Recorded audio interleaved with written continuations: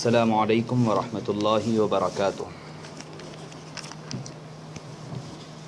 اعوذ باللہ من الشیطان الرجیم، بسم اللہ الرحمن الرحیم۔ الف لام میم، ذالک الکتاب لا ریب فیہ۔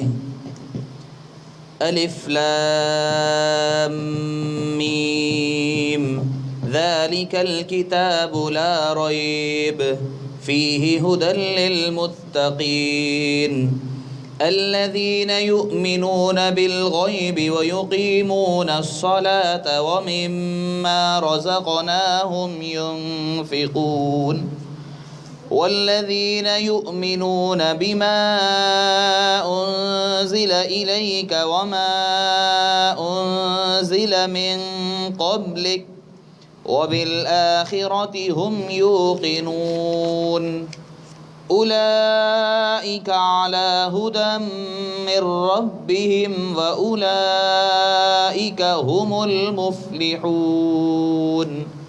صدق اللہ العظیم وصدق رسوله النبی الکریم ونحن على ذلك لمن الشاہدین والشاکرین والحمد للہ رب العالمین۔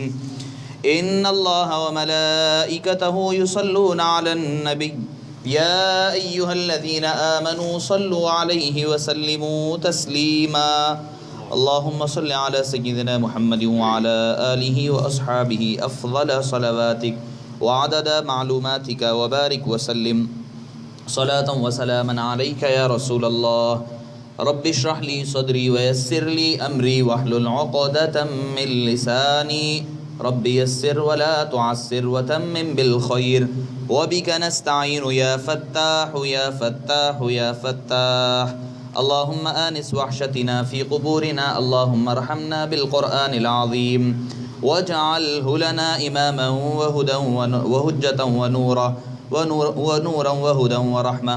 اللهم ذكرنا منه ما نسينا وعلمنا منه ما جهلنا وارزقنا تلاوته آناء الليل وآناء النهار واجعله لنا حجة يا رب العالمين۔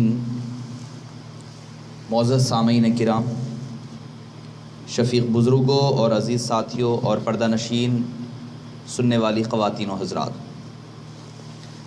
گزشتہ درس قرآن میں ہم نے سورہ فاتحہ کے معنی اور اس کے رموز اور اسرار سننے اور سنانے کی سعادت حاصل کیے ہیں۔ آج اللہ عز و جل کے فضل سے سورہ بقرہ کے آغاز اور اس کی ابتدا کی جا رہی ہے۔ سورہ بقرہ یہ سورت جس طرح پہلے مکہ مکرمہ سورہ فاتحہ کے ضمن میں اور قرآن کریم کے مسائل اور اس کے فضائل کے ضمن میں ہم گزشتہ نشست میں سن چکے کہ کچھ صورتیں ہجرت سے قبل نازل کردہ ہے وہ مکیہ کہلائی، اور جو کچھ صورتیں جو مدینہ منورہ میں آپ صلی اللہ علیہ وسلم کے تشریف لے جانے کے بعد نازل کردہ ہیں وہ مدنی کہلائی گئی۔ تو مکہ سورہ فاتحہ کے متعلق جس طرح جو احسن قول جو تھا، یہ وہ صورت ہے جو اولاً مکہ مکرمہ میں نازل ہوئی اور ثانیاً مدینہ منورہ میں بھی نازل ہوئی سورہ فاتحہ۔ سورہ فاتحہ کے ایک سورے کے نازل ہونے کے بعد 4 صورتیں جو آتی ہے، قرآن کریم کی بڑی صورتوں میں شمار ہوتا ہے 4 صورتیں یہاں سے تسلسل کے ساتھ، سورہ بقرہ، سورہ آل عمران، سورہ نساء اور سورہ مائدہ۔ یہ چاروں صورتیں مدینہ منورہ میں نازل کرتا ہے، اور یہ چاروں صورتوں میں 2 کا پیر بنا ہوا ہے، ایک دوسرے کے ساتھ تعلق ہے، جوڑ ہے، پیر ہے۔ سورہ بقرہ کا البقرہ کا آل عمران کے ساتھ جوڑ ہے اور پیر ہے، ایسے نہیں، میں کوئی ایسی بات نہیں، احادیث طیبہ سے۔ دوسرا پیر جو بنے گا پھر سورہ نساء کا سورہ مائدہ کے ساتھ، یہ ایک جوڑی ہے، وہ ایک جوڑی ہے۔ اور ان چاروں صورتوں میں اللہ عز و جل نے مسلمانوں کے مسائل اور ان کو قانون اور جینے کا رہن سہن طریقہ عطا فرمایا، یہ 4 صورتوں میں۔ تفصیل کے ساتھ، ورنہ یوں تو اور بھی صورتوں میں چیدہ مقامات پر ذکر ہوا، مگر یہ 4 صورتوں میں تفصیل کے ساتھ ذکر ہوا۔ تو قبل اس کے کہ میں سورہ بقرہ کی تلاوت کردہ آیتوں کے معنی کی طرف بڑھیں، پہلی چیز سے سورہ بقرہ مدینہ منورہ میں نازل ہوئی، اور 286 آیتیں اس سورہ مبارکہ میں ہیں، اور 40 رکوعات پر مشتمل ہے۔ قرآن کریم کی سب میں بڑی سورت، قرآن کریم کی حجم کے اعتبار سے، آیتوں کے اعتبار سے، حروف کے اعتبار سے سب میں بڑی سورت ہے سورہ البقرہ۔ کچھ آیتیں اس کے مکہ مکرمہ میں بھی نازل کردہ ہے، مکہ مکرمہ میں بھی نازل ہوئی ہیں، جیسا کہ حدیث پاک میں آتا ہے کہ آیت کرسی اور آخر کے سورہ بقرہ کی آخری 2 آیتیں آپ حضور اکرم صلی اللہ علیہ وسلم کو معراج کی رات عطا کردہ ہے۔ تو معراج پاک تو حضور اکرم صلی اللہ علیہ وسلم کے مکہ مکرمہ میں تشریف رہنے کے وقت ہوئی تھی، 12ویں سال ہجرت کے نبوت کے 12ویں سال اللہ تبارک و تعالیٰ نے آپ کو معراج و اسراء کے سفر سے سرفراز فرمایا۔ تو کچھ آیتیں سورہ بقرہ کی بھی مکہ مکرمہ میں نازل ہے، مگر چونکہ میں نے جو کہا تھا کہ ابتدا اور زیادہ آیتیں جس مقام پر نازل ہوئی مکے میں ہوئی ہے تو سورہ مکی کہلایا، باوجود یہ کہ اس میں کچھ آیتیں مدنی بھی ہو، اس کے باوجود کہ اس میں کچھ آیتیں مدنی بھی ہو، وہ سورہ مکیہ کہلاتا ہے، اور مدنیہ کا بھی وہی حال ہے۔ تو حجم کے اعتبار سے اور اس میں الفاظ و حروف کے اعتبار سے یہ سورت قرآن کریم کی سب میں بڑی سورت ہے۔ آئیے اس سورے کا وجہ تسمیہ کیا ہے، اس کو البقرہ کیوں کہا جاتا ہے؟ کچھ مناسبت ہوتی ہے جس کی وجہ سے سورے کے نام رکھے جاتے ہیں۔ الفاتحہ جیسے کہا گیا کہ اوپننگ، کھولنے والا، ابتدا کرنے والا، آغاز کرنے والا، تمام چیزوں کی اصل، اس لیے اس کو فاتحہ کہا گیا۔ البقرہ، بقرہ دراصل گائے کو کہا جاتا ہے۔ البقر اور بقرہ، جس کو اس سورے میں اور اس مکمل سورے میں اس سارے بقرہ کا ذکر نہیں ہے، بس ایک رکوع کے آدھے رکوع میں یہ سارا واقعہ البقرہ کا جو پیش آیا اس کو ذکر کر دیا گیا، اس کی مناسبت سے یہ سورے کا نام البقرہ رکھا گیا۔ تفصیل میں گئے بغیر جب وہ آیت پر ہم پہنچیں گے تو تفصیل اس واقعے کی سنیں گے۔ دراصل ایک شخص کا جو مال اور دولت کے اعتبار سے کثیر المال تھا، اس شخص کا قتل کر دیا گیا۔ بنی اسرائیل کے لوگ حضرت موسیٰ علیہ نبینا و علیہ الصلاۃ والتسلیم کے دربار میں حاضر ہوئے اور پوچھا کہ قاتل کون ہے، کس نے قتل کیا ہے، کس نے مارا ہے؟ تو کوئی تحقیق ہو نہیں پا رہی تھی۔ تو اللہ تبارک و تعالیٰ سے جب حضرت موسیٰ علیہ السلام جو اللہ سے کلام کیا کرتے تھے راست، بغیر کوئی درمیان کے، کسی وسیلے کے، کوئی ذریعے کے، وہ راست اللہ سے کلام کیا کرتے تھے، ان کا جو لقب تھا وہ کلیم اللہ تھا۔ اللہ تبارک و تعالیٰ سورہ نساء میں فرماتا ہے وَكَلَّمَ اللَّهُ مُوسَىٰ تَكْلِيمًا، اللہ نے موسیٰ علیہ السلام سے کلام فرمایا ہے، غالباً سورہ مائدہ میں اللہ نے فرمایا۔ تو جب پوچھا گیا تو اللہ تعالیٰ نے فرمایا کہ ایک کام کریں، ایک گائے لیں اور اس کو ذبح کریں۔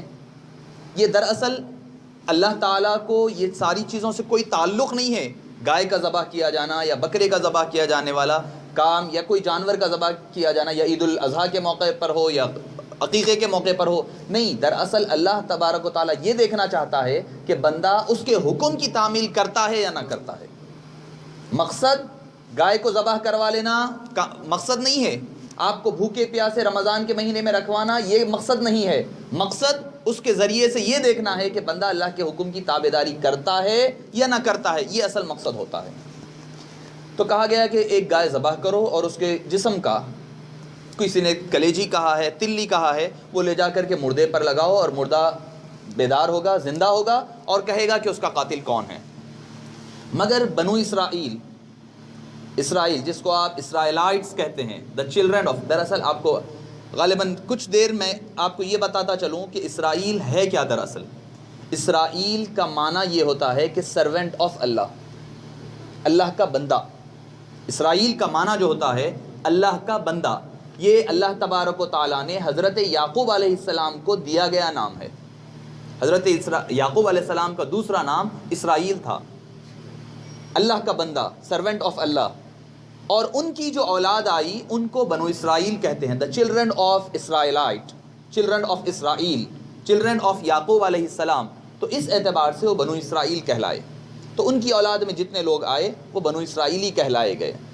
تو ان کو کہا گیا کہ ایک کام کرو، اور بنو اسرائیل اور یہ یہود قوم جو ہے بڑی ہٹ دھرم اور بڑی ایروگنٹ قسم کی قوم، اسٹبن قسم کی قوم، یہ آسانی سے یہ اللہ کے احکام کو نہ ماننے والی، انبیاء کے احکام کو نہ ماننے والی، انبیاء کو قتل کرنے والی قوم، یہ آپ سے ہم سے سننے والی قوم ہے نہیں۔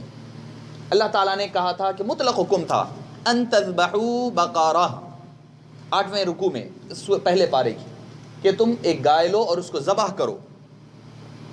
تو وہ مذاق اڑانے لگے، اتتخذنا ہزوا، مذاق اڑا کر کہنے لگے گائے اور مردے سے کیا تعلق ہے، اس کا کوئی تعلق نہیں، ہنسی اڑانے لگے۔ پھر کہنے لگے اچھا ٹھیک ہے، اگر آپ کہتے ہیں گائے لینا تو ایک کام کریے، ہمیں کچھ ڈاؤٹ ہے تھوڑے سے۔ قالوا ادع لنا ربک یبین لنا ما ہی، بتائیے کہ وہ کس نوعیت کی گائے ہو، کس نوعیت کی ہو، یعنی وہ باقرہ ہو، یعنی جس سے کوئی اولاد نہ ہوئی ہو، کوئی گائے بچہ نہ دی ہو، ویسی گائے ہو، یا پھر وہ بچہ دی ہوئی گائے ہو۔ تو اللہ تعالیٰ نے فرمایا ٹھیک ہے ایک کام کرو، اللہ نے تو نہیں فرمایا تھا، اللہ نے یہ نہیں فرمایا تھا کہ گائے کس قسم کی لو، ان تذبحوا بقرہ، نکرہ کہا تھا، ایک گائے لو، کوئی ایک گائے، کوئی بھی گائے ہو سکتی تھی، مگر انہوں نے اپنی طرف سے پہلا سوال کیا داغا کہ کس قسم کی گائے ہو۔ اللہ نے فرمایا ٹھیک ہے، ان تذبحوا فارض ولا بکر، اللہ نے فرمایا ٹھیک ہے تم اس کو کنواری قسم کی گائے لو۔ پھر دوسرا سوال انہوں نے کہا قالوا ادع لنا ربک ما لونھا، اس کا رنگ کیا ہونی چاہیے۔ اللہ نے تو نہیں فرمایا تھا، پھر اللہ نے فرمایا ٹھیک ہے تم نے جب سوال کر لیا تو اب قید لگ گئی، کہا صفراء، پیلے رنگ کی گائے لینا، جس کا رنگ پیلا رہنا اور چھپتی ہوئی بھی نہیں رہنا، تسر الناظرین، دیکھنے والوں کی آنکھ کو بھائے، وہ اچھی لگے۔ پھر تیسرا سوال انہوں نے کہا کہ کیسی گائے ہو، وہ گائے ہو جو گھروں میں پلتی بلتی ہو، گھروں میں جو شوقیہ طور پر لوگ پال لیتے ہو وہ گائے ہو، یا کوئی کھیتی باڑی کرنے والی گائے ہو۔ تو اللہ نے فرمایا نہیں، جو تمہارے پاس گھروں میں پالی ہوئی گائے ہے وہ گائے لے کر اب تم ذبح کرو۔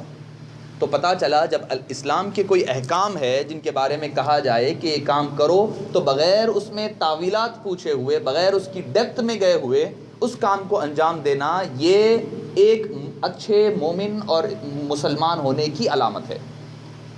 اسی لیے حضور اکرم صلی اللہ علیہ وسلم کے دور میں بھی جب صحابہ کرام سوال کرتے تو آپ صلی اللہ علیہ وسلم نے فرمایا، اللہ نے قرآن میں فرمایا لا تسألوا عن اشیاء ان تبد لکم تسؤکم، تم ایسی چیزوں کے بارے میں سوال نہ کرو جبکہ وحی نازل ہو رہی ہے، تم پوچھو گے تو تمہارے لیے اور مشکل مسئلہ پیدا ہو جائے گا۔ تو اسی لیے پتہ چلا جو احکام اسلام کے ہے جس طرح کہا گیا اس پر مینوان عمل کر لینی چاہیے۔ اب گائے کی ڈھونڈنا شروع ہوا، کوئی بھی گائے لے کر لیتے تو بات ہو گئی تھی، اب ڈھونڈنا شروع کیے، ایک تو باقرہ ہونا ہے، دوسری چیز ہونا ہے رنگ، تیسری چیز ہونا ہے دیسی گائے۔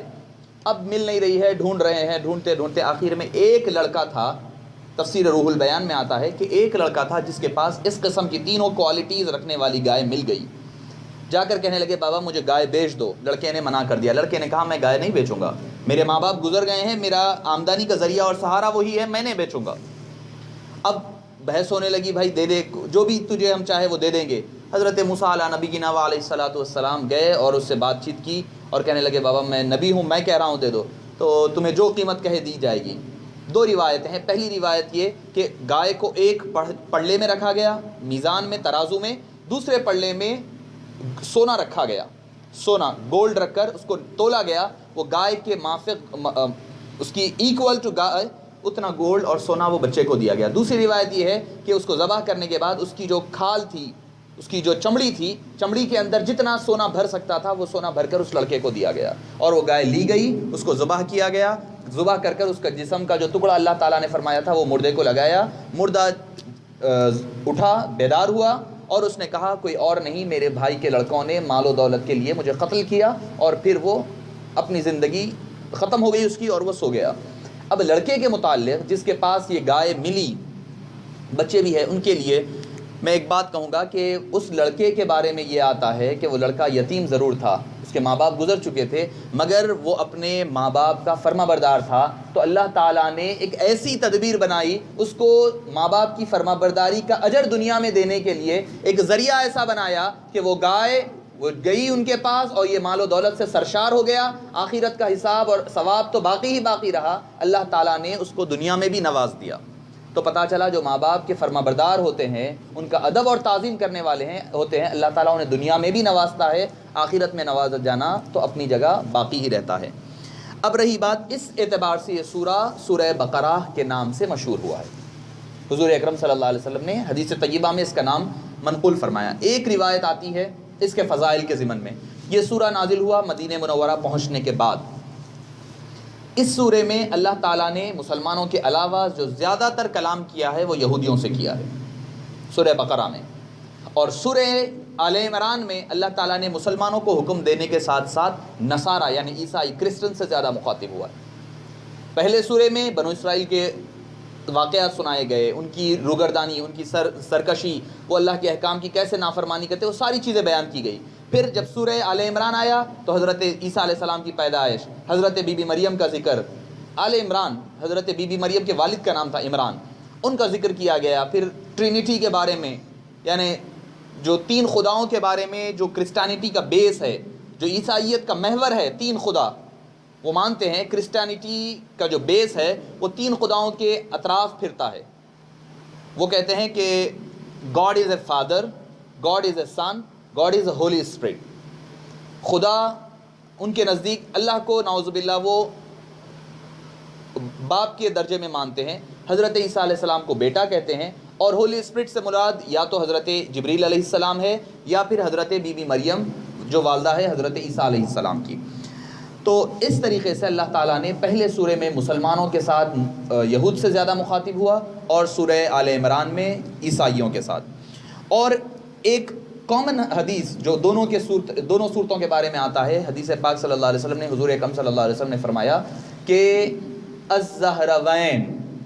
الزہروان یا الزہروین، سورہ بقرہ اور سورہ آل عمران کو فرمایا حدیث پاک میں آتا ہے، مسلم شریف کی، حضرت ابو امامہ رضی اللہ عنہ روایت فرماتے ہیں کہ الزہروین کی سے جو محبت کرے گا، زہرا دراصل کہتے ہیں چمکدار کو، چمکنے والی چیز. بی بی فاطمہ رضی اللہ عنہ کو اسی لیے کہا جاتا ہے فاطمۃ الزہرا، فاطمہ چمکدار. ایک تو ان کی چہرے کی رنگت ہی گوری تھی، وہ ان کا چہرے کی رنگت وہ از خود گورے تھے، رنگت گوری تھی. دوسری چیز ان کے چہرے کا جو نور تھا، اسی لیے ان کا نام پڑھا فاطمۃ الزہرا، چمکدار، نورانی، برائٹ. تو زہروین، دو نور، زہروان یا زہروین حالت رفعی اور نصبی میں بنتا ہے. تو چمکدار دو چیزیں، ایک سورہ بقرہ، ایک سورہ آل عمران.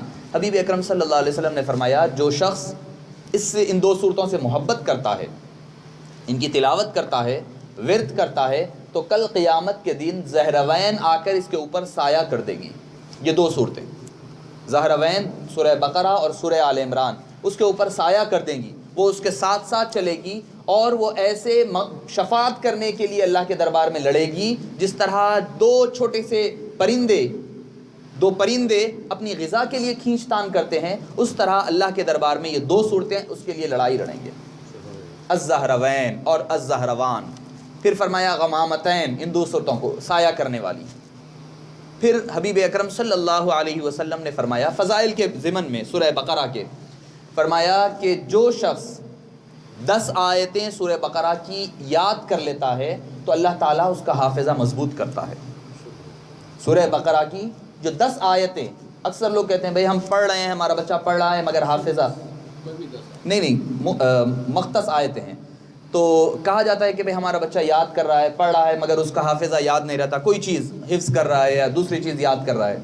تو فرمایا کہ 10 آیتیں اس سورہ مبارکہ کی، وہ کون سی ہے؟ پہلی 5 آیتیں، الف لام میم سے ہم المفلحون تک، جہاں تک میں نے پڑھا ہے، پہلی 5 آیتیں.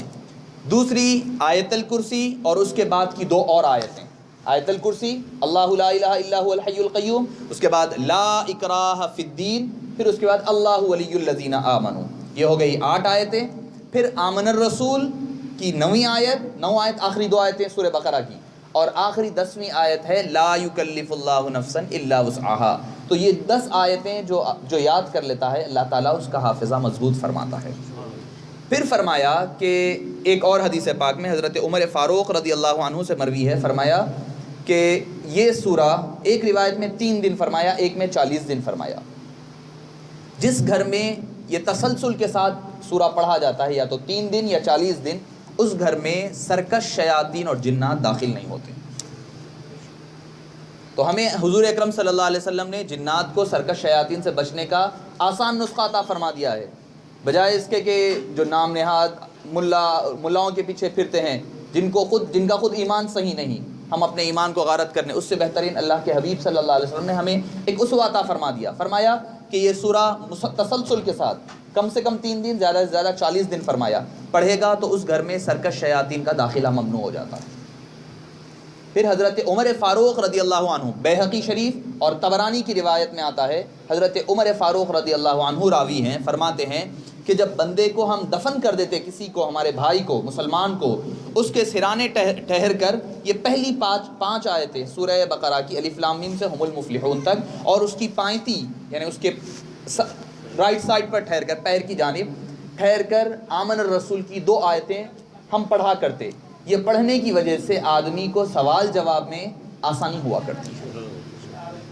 یہ فضائل کی بات ہے، یہ فضائل کی ضمن میں بات کر رہا ہوں کہ یہ فضائل ہے سورہ بقرہ کے. اس کے علاوہ بھی اور کئی، جیسے کہ ہر آیت کا پڑھا جانا خود ہی ایک ثواب ہے، ثواب کا باعث ہوتا ہے. تو یہ، اور ان 2 صورتوں میں جو مطابقت میں نے کہا نا کہ پہلی ایک جوڑی ہے سورہ بقرہ کی اور آل عمران کی، دوسری جوڑی ہے مائدہ کی اور نساء کی. تو پہلی 2 آیتوں کی ابتدا بھی الف لام میم سے ہوتی ہے. پہلی 2 آیتیں، پہلی 2 صورتوں کی ابتدا ہوتی ہے الف لام میم، الف لام میم ذالک الکتاب، اور آل عمران کی ابتدا ہوتی ہے الف لام میم اللہ لا الہ الا هو الحی القیوم. سورہ نساء کی اور سورہ مائدہ کی ابتدا ہوتی ہے یا ایھا کے لفظ سے، ایک میں یا ایھا الناس، دوسرے میں یا ایھا الذین آمنوا. تو یہ مطابقت ہے ایک دوسرے میں. تو معزز سامعین کرام، آئیے سورہ بقرہ کی ابتدا کی جانب کہ الف لام میم. یہ اچھا، میں نے جب تلاوت کی ہے، میں نے ابتدا میں ذالک الکتاب لا ریب فیہ پر ایک مرتبہ رکا، پھر دوسری مرتبہ تلاوت کیا الف لام میم ذالک الکتاب لا ریب فیہ ھدی للمتقین. ایک مسئلہ ہے قرآن کریم کے اصولوں کا، تجوید کے اصولوں کا، کہ لا ریب اور فیہ جہاں پر 3 نقطے 3 ڈاٹس آتے ہیں اس کو کہا جاتا ہے معانقہ. معانقہ. تو جب بھی یہ جہاں پر بھی آئے گا قرآن کریم میں، قریب 2 مقامات پر آئے گا، ایک جگہ نہیں آئے گا، 2 مقامات پر. تو 2 میں سے کوئی ایک جگہ رکنی چاہیے، دونوں جگہ نہیں رکنی چاہیے.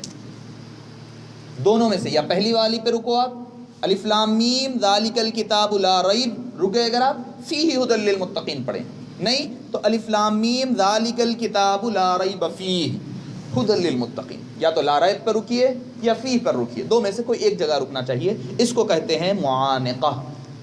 یہ ایک اصول ہے تجوید کا، قرآن کریم کے پڑھنے کا اصول ہے.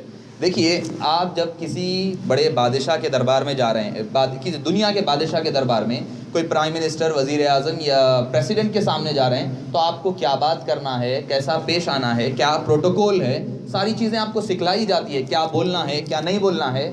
تو جب آپ دنیا کے بادشاہوں کے دربار میں بات کر رہے ہیں، کلام کر رہے ہیں، تو آپ پروٹوکول کو مینٹین کرنی ہے. یہ تو احکم الحاکمین کا کلام ہے. قرآن کریم پڑھنا کیا ہے؟ اللہ سے کلام کرنا ہے، اللہ سے بات کرنا ہے. راست نہیں ہو رہا ہے، یہ حضور اکرم صلی اللہ علیہ وسلم کے ذریعے سے ہمیں قرآن کریم عطا ہوا ہے. تو جب اس کو پڑھا جائے تو تعظیم کے ساتھ، ادب کے ساتھ اور اس کے اصول کو ملحوظ رکھتے ہوئے، اس کے قواعد کو ملحوظ رکھتے ہوئے پڑھا جائے. ورنہ ہوتا یہ ہے کہ کہیں پر معنی بدل جاتے ہیں. کئی مقامات پر ایسے ہوتا ہے کہ معنی بدل جاتے ہیں. اگر آپ غلط جگہ رک جائے یا غلط جگہ ملا کر پڑھ لیں، اگر کوئی ایسے کہہ دے یا ایھا الذین آمنوا لا تقربوا الصلاۃ، رک گیا کوئی، اس کو نہیں پتا وہ کیوں رک رہا ہے، اگر اس کو نہیں معلوم ہے، مگر کوئی اگر جاننے والا، عربی کا جاننے والا اور قرآن کے علوم سے ناواقف ہے، اسلام کے علوم سے، تو کیا کہا جا رہا ہے؟ اے ایمان والو، نماز کے قریب مت ہو، نماز مت پڑھو. وہ کہے گا ارے نماز نہیں پڑھو، قرآن میں حکم ہے. آگے کا آیت بھی پڑھنا پڑے گا اس کے کمپلیشن کے لیے. وَأَنْتُمْ سُكَارَىٰ، جب آپ شراب نشے کی حالت میں ہو تو نماز کے قریب نہ جائیے. یہ ایک حکم ہے. یہ بتانا یہ مقصد ہے کہ جہاں پر جو اصول اور قواعد ہے، وہ اصول کے ساتھ قرآن کریم کا پڑھنا لازم ہے. قرآن کریم زیادہ پڑھنا ضروری نہیں ہے، تھوڑا پڑھیں طریقے کے ساتھ اور اس کی تجوید اور اصول کے ساتھ پڑھے جائے. تو الف لام میم، یہ جو حروف ہے، ان حروف کو کہا جاتا ہے حروف مقطعات. حروف مقطعات قرآن کریم میں یہ 29 صورتوں کی ابتدا میں استعمال میں ہوئے. 29 صورتوں کی ابتدا میں الف لام میم، حامیم، طاسین، طاسیم میم، طٰہٰ، یاسین، کاف ہا یا عین صاد، الف لام را، الف لام میم را، نون قاف، یہ سارے حروف مقطعات کہلائے جاتے ہیں۔ اور آپ کو جیسا کہ پتہ ہے سبھی کو کہ قرآن عربی زبان کے جو حروف ہے، جو الفابیٹس ہے، وہ دو ہے روایتیں، 29 ہے یا 28 ہے، 28 ہے یا 29 ہے۔ 29 اس اعتبار سے کہ الف کو اور حمزہ کو الگ الگ گنا جائے تو 29 ہے، اگر الف کو اور حمزہ کو ایک مان لیا جائے تو پھر 28 ہو گئے۔ اور جو حروف استعمال ہوئے ہیں الف لام میم، الف لام میم را، اس طرح کے 28 میں سے 14 حروف استعمال ہوئے، 14 نہیں ہوئے استعمال۔ فا کوئی حروف مقطعات میں نہیں آیا، لام آیا ہے، جیسے دوسرے ہے، با نہیں آیا، تا نہیں آیا، فا نہیں آیا، جیم نہیں آیا، خا نہیں آیا، دال نہیں آیا، زال نہیں آیا۔ تو اس طریقے کے 14 حروف الف با تا سا میں سے 14 حروف مقطعات بنے، اور جملہ تعداد 29 ہے پورے قرآن کریم میں۔ تو جتنے حروف مقطعات ہیں اتنے مرتبہ، جتنے حروف ہے قرآن کریم کے الفابیٹس ہے اتنے مرتبہ حروف مقطعات مذکور ہے قرآن کریم میں۔ اچھا، یہ اس کے معنی کیا ہے؟ اصل سوال یہ ہے کہ اس کے معنی ہے کیا؟ سب میں پہلا قول، جو سب میں بہترین قول یہ ہے کہ اس کے معنی اللہ اور اللہ کے رسول کے سوا کسی کو نہیں پتہ۔ سب میں بہترین اور سب میں احسن قول، سب میں احسن اور پہلا قول یہ کہ اس کے معنی اللہ اور اللہ کے رسول کے سوا کسی کو علم نہیں ہے، بس پہلا قول، سب میں بہترین بات، کیونکہ حدیث پاک میں کوئی اس کی تشریح نہیں آئی ہے، نہ قرآن کریم میں کوئی تشریح آئی ہے اس بات کی، کہ اس کی وضاحت نہیں آئی ہے۔ اب یہ بات اور ہے کہ کچھ صحابہ کرام نے، کچھ بعد کے علماء اور مفسرین نے اس کی وضاحتیں کی ہے، وہ سیکنڈری ہے، ثانوی درجہ رکھتی ہے، مگر آپ صلی اللہ علیہ وسلم سے کسی صحابی نے راست نہیں پوچھا، اور حضور اکرم صلی اللہ علیہ وسلم نے راست اس کا مسئلہ نہیں بتایا۔ تو پہلی بات یہی ہے، آسان قول یہ کہ بھئی اس کے معنی اللہ اور اللہ کے رسول کے سوا کسی کو پتہ نہیں ہے۔ دوسری بات یہ ہے کہ یہ کچھ کوڈ ورڈز ہیں، یہ کچھ کوڈ ورڈز ہیں جو کہتا ہے، جیسے آپ انٹیلیجنس وغیرہ میں دیکھتے ہیں، حالانکہ میسیج پاس ہوتا ہے، سننے والے میسیج بھی سنتے ہیں، مگر سمجھ نہیں پاتے کہ کیا بات ہو رہی ہے۔ کوڈ ورڈز میں بات ہوتی ہے، ہاں یہ بات کرنی ہے، یا فلاں جگہ اٹیک کرنی ہے تو ایک کوڈ ورڈ بول دیا جائے تو وہ کوڈ ورڈ سے سمجھ جاتے ہیں ہاں یہ کام ہونی ہے۔ تو دوسرا قول یہ ہے کہ یہ اللہ اور اللہ کے رسول صلی اللہ علیہ وسلم کے درمیان ایک قسم کے کوڈ ورڈز ہے جو عام آدمی کے لیے نہیں ہے، عام آدمی کے لیے نہیں ہے۔ تیسرا قول یہ ہے کہ یہ سورتوں کے نام ہیں، الف لام میم ایک سورت کا نام ہے، یاسین دوسری سورت کا نام، طٰہٰ سورت کا نام ہے، سورتوں کے نام سے رکھے گئے۔ مگر یہ بھی قول اس لیے زیادہ راجح نہیں ہے کہ الف لام میم کئی مقامات پر ذکر ہوا ہے۔ الف لام میم سورہ بقرہ کے لیے استعمال ہوا، آل عمران کے لیے استعمال ہوا، حامیم سجدہ کے لیے استعمال ہوا، تو کئی مقامات پر استعمال ہوا، تو اس اعتبار سے یہ قول کو زیادہ فوقیت نہیں دی جاتی ہے۔ چوتھا قول یہ ہے کہ یہ ایک قسم کا چیلنج تھا جو کفار مکہ کو دیا گیا۔ کفار مکہ یہ کہہ رہے تھے کہ وَإِن كُنتُمْ فِي رَيْبٍ مِّمَّا نَزَّلْنَا عَلَىٰ عَبْدِنَا فَأْتُوا بِسُورَةٍ مِّن مِّثْلِهِ، وہ کہہ رہے تھے قرآن کریم کچھ نہیں ہے، اللہ کا کلام نہیں ہے، یہ حضور اکرم صلی اللہ علیہ وسلم کے اوپر نعوذ باللہ ایک جن آتا ہے اور یہ کلام دیے جاتا ہے اور آپ لوگوں کو سناتے ہیں، آپ لوگوں کو سناتے ہیں۔ پھر کہا کبھی وَمَا هُوَ بِقَوْلِ شَاعِرٍ وَمَا هُوَ بِقَوْلِ سَاحِرٍ، کاہن کہا، شاعر کہا، جادوگر کہا، کیا کہتے رہے۔ اللہ تعالیٰ نے کہا ٹھیک ہے، تم یہ کہتے ہو کہ یہ قرآن کریم جو ہے حبیب پاک صلی اللہ علیہ وسلم کا لکھا ہوا ہے، اچھا ایک کام کرو، حضور اکرم صلی اللہ علیہ وسلم بھی عرب کے رہنے والے، عربی زبان ان کی بول چال، عربی زبان میں بات چیت کرتے ہو، تو تم بھی عربی میں بات کرتے ہو، یہ قرآن کی طرح ایک سورت بنا کر لاؤ، سورت بنا کر لاؤ۔ حضور اکرم صلی اللہ علیہ وسلم نے سورہ کوثر انا اعطینا، قرآن کریم کی سب سے چھوٹی سورت، لے جا کر کعبے کی دیوار پر لگا دیا، فرمایا کہ اس کا کوئی جواب لکھ کر کے لائے، چیلنج کے طور پر، کوئی نہیں لکھ سکا۔ افصح العرب، جو سب میں بڑا لٹرل پرسن تھا عرب کا، وہ آ کر نیچے لکھ کر گیا ما ھذا کلام البشر، یہ کوئی انسان کا کلام نہیں ہے، یہ کوئی انسان کا کلام نہیں ہے کہ جس کا جواب دیا جا سکے، یہ کوئی انسان کا کلام نہیں ہے، وہ جواب نہیں دے سکے، کوشش کرے سورہ فیل کا مثل بنانے کی کوشش کرے مگر کامیاب نہیں ہوئے۔ اللہ تعالیٰ نے فرمایا ایک آیت بنا لو، تمہیں بدر میں جمع ہو کر اپنے جیالوں کا ماتم کرنے کی ضرورت نہیں ہے، تمہیں لڑائی لڑنے کی، لوگوں کو قتل کرنے کی، مارنے مرنے کی ضرورت نہیں ہے، قرآن کریم کی ایک آیت بنا کر لا لو، قرآن خود اسلام خود بخود ختم ہو جائے گا۔ مگر انہیں پتا تھا کہ خیبر اور بدر میں جمع ہو کر اپنے جیالوں کا ماتم تو کر سکتے تھے، مگر قرآن کریم کا جواب نہیں لا سکتے تھے۔ یہی اس کا سب میں بڑا معجزہ تھا۔ تو اللہ تعالیٰ نے دوسرا چیلنج یہ دیا، جب سورت کہا نہیں لا سکے، آیت کہا نہیں لا سکے، اللہ نے کہا الف، ایک الفابیٹ ہے نا، الف عربی زبان کا الفابیٹ ہے، ایک الف، لام اندر الفابیٹ، میم تیسرا الفابیٹ، حروف ہے یہ قرآن عربی زبان کے۔ اللہ نے کہا تم روزانہ کی بات چیت میں کتنے مرتبہ الف استعمال کرتے ہو؟ ہزاروں لاکھوں مرتبہ استعمال کرتے ہوں گے ایک دن میں، لام میم، ٹھیک ہے ایسے کرو، بتا دو کیا معنی کیا ہے، الف کا معنی کیا ہے، لام کا معنی کیا ہے، میم کا معنی کیا ہے؟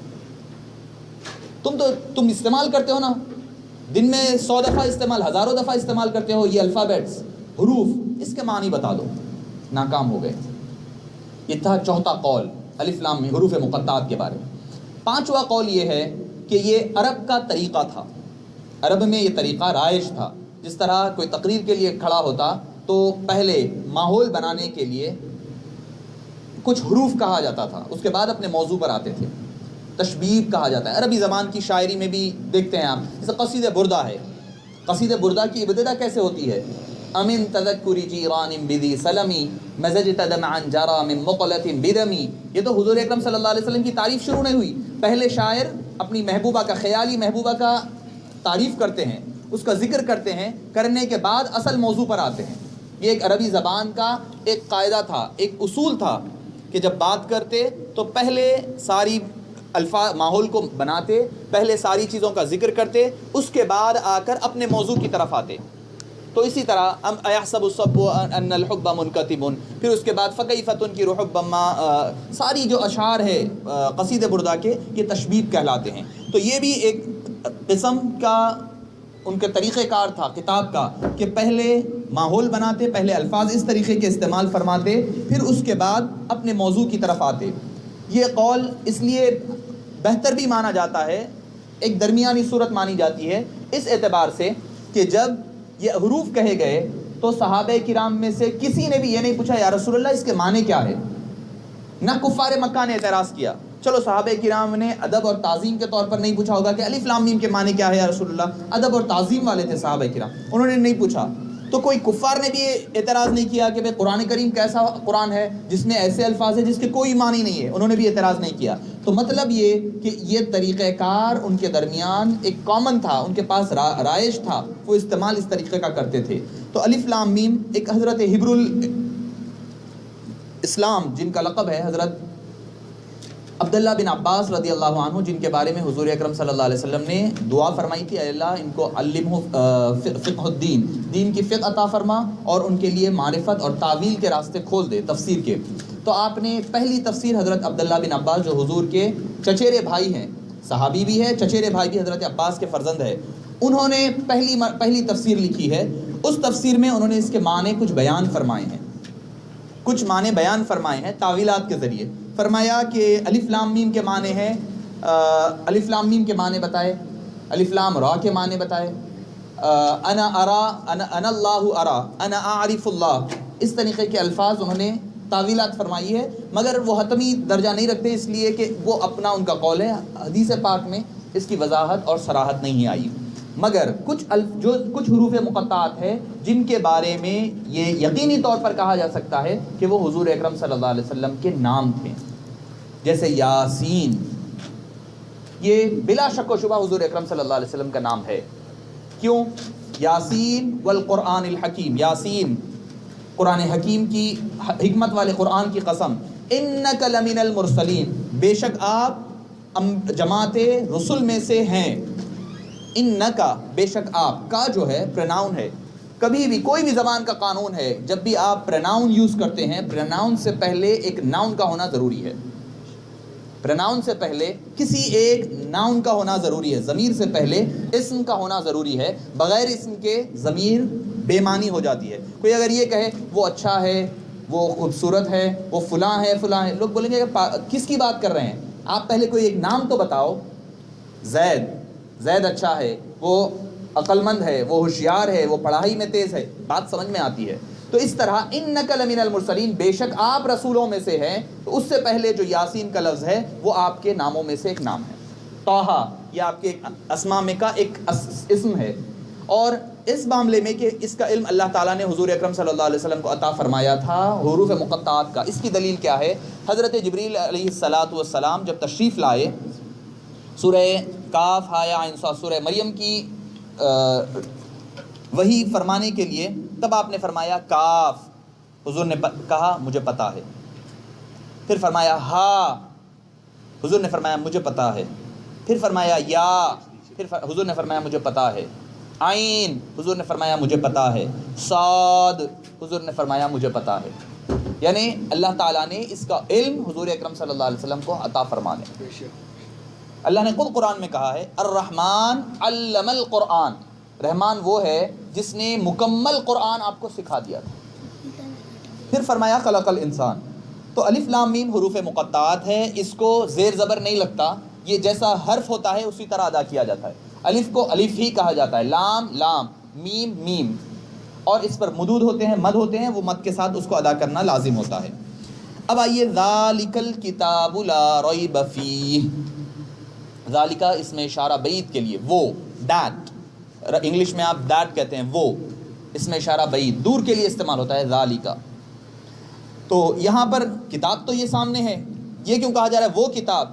تو جب کچھ کبھی تاکید کے لیے ذالکہ کا لفظ اس کے لیے بھی استعمال ہوتا ہے، یہ کتاب.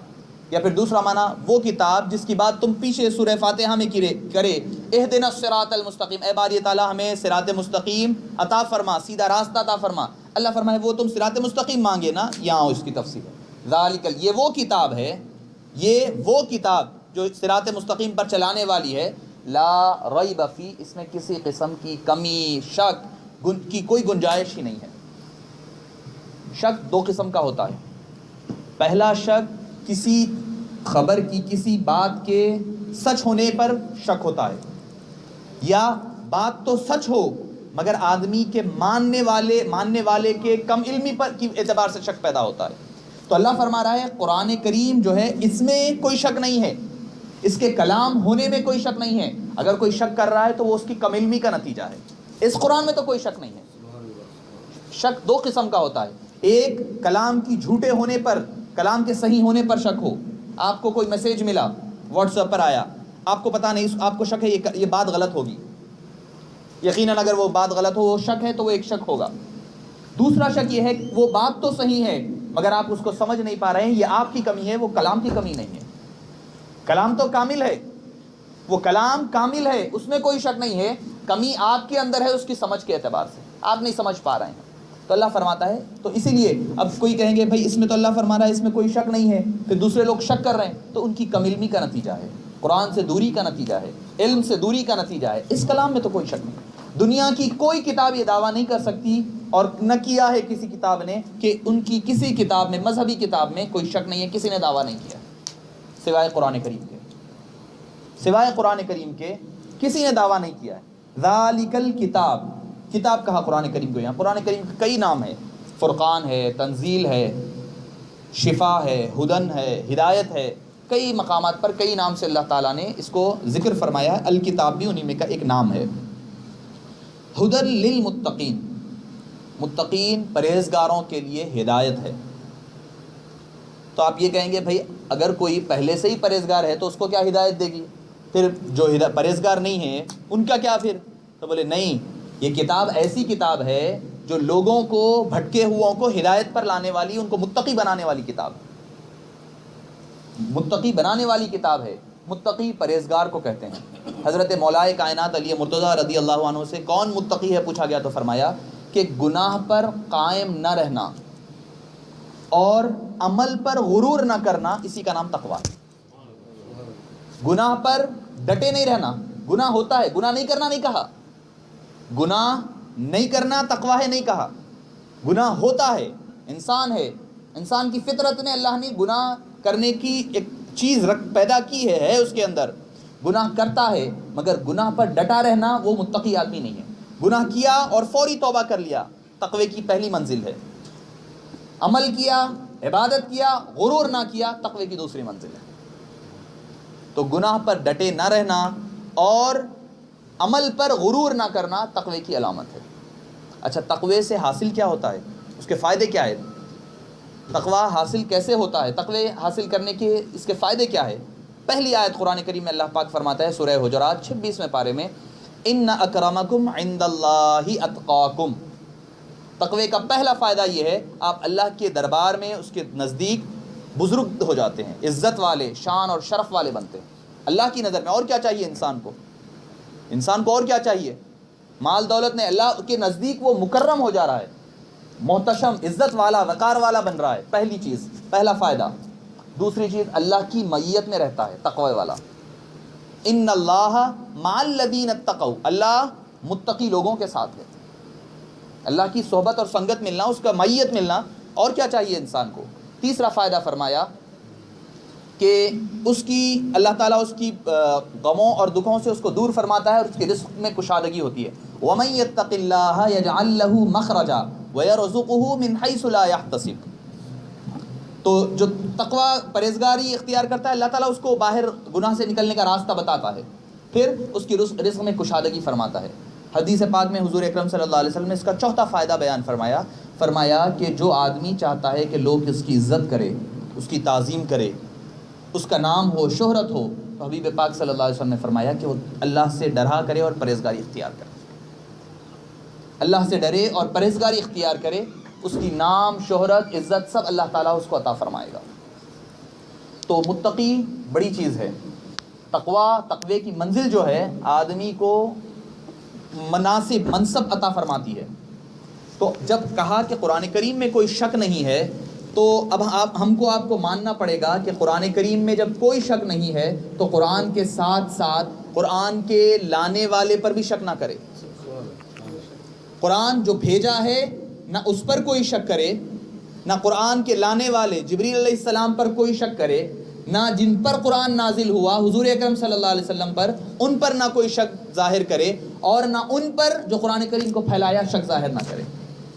اگر ان میں سے کسی ایک پر بھی شک نہ ظاہر کریں گے آپ، تو قرآن کی اصلیت اور اس کا شک سے پاک اور مبرہ ہونا بیکار ہو جائے گا۔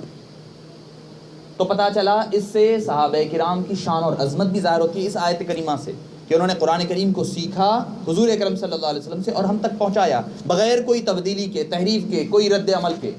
اسی لیے حضور نے فرمایا الصحابی کلہم عدول، میرے سارے صحابہ امانت دار ہیں، امانت دار ہے، کوئی خیانت کر ہی نہیں سکتا۔ ایک ضمن میں بات آئی ہے، اس لیے عرض کر رہا ہوں کہ صحابہ کرام کی تعظیم اور ادب کرنا یہ ہر مسلمان پر لازم ہے۔ تھوڑی سی بھی گستاخی ان کو ایمان سے خارج کر دیتی ہے۔ یہی فرق ہے اہل سنت میں اور تشیع میں۔ اہل سنت کے پاس ایک ہاتھ میں دامن ہے صحابہ کرام کا، دوسرے ہاتھ میں دامن ہے اہل بیت اطہار کا۔ کسی ایک کا دامن چھٹا تو آدمی ہٹ گیا۔ اہل سنت کیا ہے آپ کو بتاؤں؟ حضور اکرم صلی اللہ علیہ وسلم نے فرمایا الصحابی کالنجوم، میرے صحابہ تاروں کے مانند ہے، بِأَيِّهِمْ اقتدیتم وَاهْتَدَیتم، تم کسی کی بھی ایک کی اقتدا کرو ہدایت پا جاؤ گے۔ صحابہ کرام اہل بیت کے بارے میں فرمایا مثل اہل بیتی کمثل سفینۃ نوح، اہل بیت کی مثال سفینۃ نوح علیہ السلام کی کشتی کے مانند ہے، جو اس میں چڑھ گیا، بیٹھ گیا، وہ کامیاب ہو گیا، جو چھوٹ گیا وہ غرق ہو گیا۔ تو کشتی چلتی ہے، کشتی میں بیٹھ گئے، اب آپ کو روشنی بھی چاہیے تاروں کی جس میں چلے کشتی، تو تاروں کی روشنی صحابہ کرام کی زندگی عطا فرمائے گی۔ تو ایک بات چونکہ ایک ضمن میں آئی ہے کہ ابھی جو حالیہ جو ایک تنازعہ چل رہا ہے کہ کوئی ایک جو پہلے پاپ سنگر تھے، پھر وہ چھوڑ کر کے توبہ کیے کسی ایک عالم دین کے کہنے پر، مبلغ کے، پھر وہ پلٹ کر کے پھر تبلیغ کی طرف آ گئے۔ انہوں نے کچھ الفاظ ایسے استعمال کیے جو حضرت سیدتنا عائشہ صدیقہ رضی اللہ عنہا کی شان کے مطابق نہیں ہے، ان کی شان میں گستاخانہ الفاظ ہے۔ تو پتہ چلا کہ صحابہ کرام سے بغض اور عداوت رکھنا اپنے ایمان سے ہاتھ دھونے کے مترادف ہے۔ یہ مسئلہ کب آتا ہے پتہ ہے؟ جب ہم ان مقدس ذات کو اپنے برابر سمجھنے لگتے ہیں۔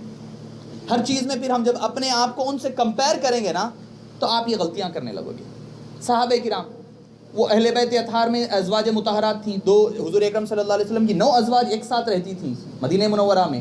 اگر ہم یہ تقابل کرنے لگ جائیں، کمپیریزن کرنے لگ جائیں کہ جس طرح اس دنیا میں ایک آدمی کی 2 بیویاں ہوتی ہے تو جس طرح وہ لڑتی ہیں جھگڑتی ہیں، ہم اس طرح اگر کمپیئر کرنے لگیں گے تو ایسی گستاخیاں ہونے لگیں. ہم ان کو اپنی طرح ہرگز نہ سمجھیں. یہی ہم مات کھاتے ہیں کہ ہم ان کو اپنی طرح تصور نہ کریں.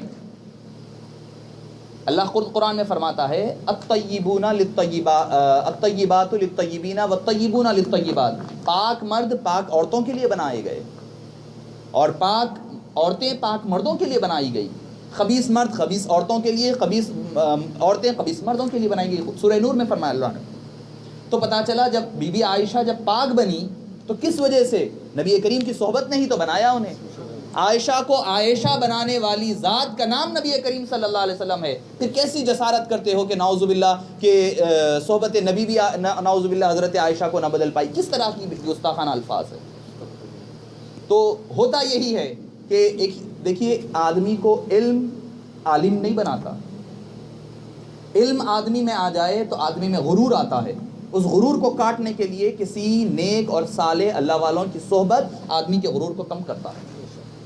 حضرت ابو حنیفہ رضی اللہ عنہ ارضاہ ایسے جلیل القدر امام رہے جن کی آج 70% دنیا کے لوگ ان کی اقتدا فرماتے ہیں. حنفی ہے، وہ فرماتے ہیں کہ لولا السنتان لہلک النعمان. اگر نعمان کو 2 سال امام جعفر الصادق رضی اللہ عنہ کی صحبت میں نہ ملتے تو نعمان ہلاک ہو جاتا. کیا سیکھا انہوں نے؟ علم تو وہ پہلے سے ہی حاصل کر چکے تھے. علم حاصل کرنے کے بعد آدمی میں غرور آتا ہے. وہ غرور کو کاٹنا اللہ والوں کے دربار سے کاٹا جاتا ہے. غرور آدمی میں نہ آئے، یہ اللہ والوں کے پاس اس کا نسخہ کیمیا ہوتا ہے. پہلے تو علم حاصل ہو تو تبلیغ کی طرف بڑھیں. پہلا کام علم رکھے تبھی بات کریں. آپ جب حضور اکرم صلی اللہ علیہ وسلم نے فرمایا کہ جب جاہل لوگ میرے ممبر پر بیٹھنے لگیں گے تو میرے ممبروں کو پامال کیا جائے گا. تو معزز سامعین کرام، صحابہ کرام کی عفت اور ان کی عصمت اور ان کی حیا اور ان کی پاسداری کا لحاظ کرنا یہ ہر مسلمان پر لازم ہے. چپکی ہی نہیں فرمایا حضور نے خذوا نصف دینکم عن هذه الحمیرہ کہ تم اپنا آدھا دین حمیرہ یعنی بی بی عائشہ سے حاصل کرو. یوں ہی فرمایا آپ صلی اللہ علیہ وسلم نے. پھر فرمایا ایک مرتبہ ایک حدیث پاک کی حضرت ابو ہریرہ نے روایت کی من قال لا الہ الا اللہ دخل الجنہ. جس نے لا الہ الا اللہ کہا جنت میں داخل ہو گیا. یہ روایت فرمائی تو بی بی عائشہ کے پاس کہا گیا کہ حضرت ابو ہریرہ یہ روایت فرما رہے ہیں کہ جو لا الہ الا اللہ کہہ دیا وہ جنت میں چلا گیا. تو حضرت بی بی عائشہ نے کہا ابو ہریرہ نے حدیث نہیں سمجھے صحیح. کس کو کہہ رہے ہیں؟ حضرت ابو ہریرہ کو. پھر وہ آ کر کہنے لگے کیا مطلب ہے؟ تو پھر انہوں نے تفصیل بتائی کہ من قال لا الہ وعمل بها دخل الجنہ. فرمایا اس کا معنی یہ ہے کہ جو لا الہ الا اللہ کہے اور اس پر عمل کرے اور وہ جنت میں داخل ہوگا. اس کا معنی یہ ہے. وہ سمجھانے پر کہے ہاں میں حدیث سمجھ چکا. تو وہ بی بی عائشہ رضی اللہ عنہ طاہرہ طیبہ پاک باز لوگوں کو پاک کرنے والی. تو معزز سامعین کرام، جب ہم صحابہ کرام پر یا اہل بیت پر شک کریں گے تو مطلب یہ ہمارے قرآن کی بھی پھر درستگی نہیں ہوگی جب تک ہم ہمارے اسلاف کو پاک اور ان کو مبرہ اور مصطفیٰ نہیں مانیں گے. لا ریب کا یہ بھی ایک معنی ہے. تو ہدی للمتقین ہدایت ہے متقین کے لیے. اور اصل تقویٰ کیا ہے بتاؤں آپ کو میں. اللہ تعالیٰ قرآن کریم میں فرماتا ہے سورہ حج میں کہ دلوں کا اصل تقویٰ وہ یہ ہے اللہ کے شعائر اور اس کی نشانیوں کی تعظیم اور تکریم کرنا. وَمَن يُعَظِّمْ شَعَائِرَ اللَّهِ فَإِنَّهَا مِن تَقْوَى الْقُلُوبِ. جو اللہ کی نشانیوں کی ادب کرے گا، تعظیم کرے گا. لوگ کہتے ہیں اسلام میں کوئی تعظیم نہیں ہے، اللہ کے سوا کسی کی تعظیم نہیں. اللہ قرآن میں فرما رہا ہے ذَلِكَ وَمَن يُعَظِّمْ جو اللہ کے شاعر اللہ کی نشانیوں کی تعظیم کرے گا فَإِنَّهَا مِن تَقْوَى الْقُلُوبِ تو یہ دلوں کا تقویٰ ہے. اصل تقویٰ یہ ہے. تقویٰ کیا ہے؟ شاعر اللہ کیا ہے؟ ان الصفا والمروہ من شعائر اللہ. صفا اور مروہ کی 2 پہاڑیاں اللہ کی نشانیاں ہیں. کیا کس چیز نے اس کو شاعر اللہ بنایا اللہ کی نشانی؟ بی بی ہاجرہ رضی اللہ عنہا کے قدوم مبارک اس کو مبارک بنا دیے. تو پتہ چلا اللہ کی شاعر اللہ اور اللہ کی نشانیوں کی تعظیم کرنا اور اس کی توقیر کرنا یہ دلوں کا اصل تقویٰ ہے. الذین یؤمنون بالغیب. اب متقین کی پہلی نشانی، متقی کون ہے؟ یؤمنون بالغیب جو غیب پر ایمان لاتے ہیں. غیب جو پردہ پڑا ہوا ہو، جو پوشیدہ ہو، انسین پر یقین رکھتے ہیں.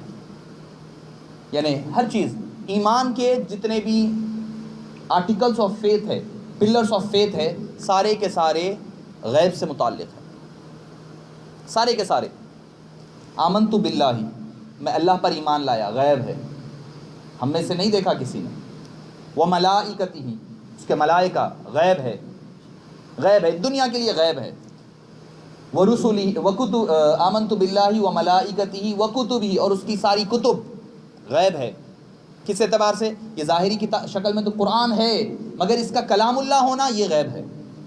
یہ اللہ کے رسول صلی اللہ علیہ وسلم پر نازل ہوا، وہ ہم نے نہیں دیکھا، ہم نے کسی نے نہیں سنا، وہ غیب ہے. کتاب کی شکل میں تو ہمارے سامنے موجود ہے، یہ کتاب کی بات نہیں ہو رہی ہے. وہ جو کلام اترا اللہ کے رسول صلی اللہ علیہ وسلم پر، وہ غیب ہے.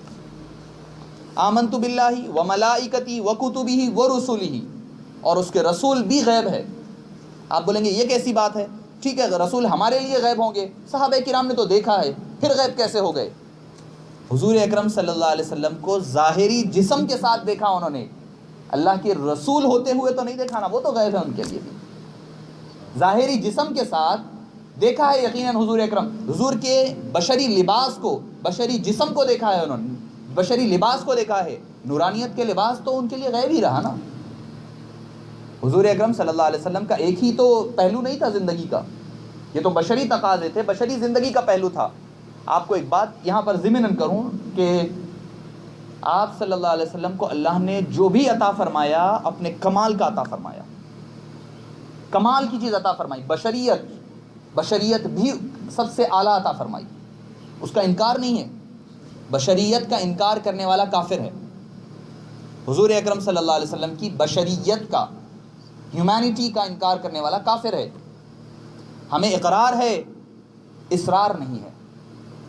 ہم اقرار کرتے ہیں، انکار نہیں کرتے ہم، کیونکہ قرآن کا حکم ہے قل انما انا بشر مثلکم، فرما دیجئے کہ میں ایک بشر ہوں تمہارے مثل. تو بشر کا ہونا اس کا اقرار ہے، مگر اس پر اصرار نہیں ہے. اقرار کرنا مومن بناتا ہے، اصرار کرنا آدمی کو کافر بناتا ہے.